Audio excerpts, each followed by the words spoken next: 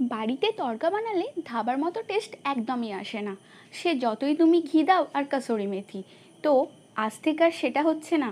তড়কার জন্য সিক্রেট তড়কাটা কিভাবে বানাবে সেটাই আজকে তোমাদের দেখাবো। তো প্রথমেই নিয়েছি 3 রকমের ডাল, ছোলার ডাল আর রাজমা নিয়েছি সমান সমান, আর মুগ কড়াইটা নিয়েছি তার থেকে একটু বেশি। এবার হলুদ আর নুন দিয়ে একটু সিদ্ধ করতে বসিয়ে দিয়েছি। তারপরে সর্ষের তেল নিয়ে তাতে কিছু ফোড়ন দিয়ে, যেমন গোটা গরম মশলা আর একটু জিরে, আর তারপর কুচিয়ে রাখা কাঁচা লঙ্কা, কুচিয়ে রাখা পেঁয়াজ আর বেসিক কটা মশলা, ওই ধনে জিরে হলুদ লঙ্কা আর বিট নুনটা অবশ্যই দিতে ভুলবে, কাসুরি মেথি, টমেটো কুচো, 2টো ডিম দিয়ে ভালো করে নাড়িয়ে সিদ্ধ করে রাখা ডালটা দিয়ে ভালো করে আবার নাড়াতে হবে। এবার তৈরি করব আমরা সিক্রেট যেটা তড়কা।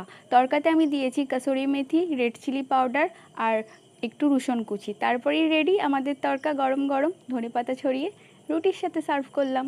আজকের মতো টাটা, পরে আবার দেখা।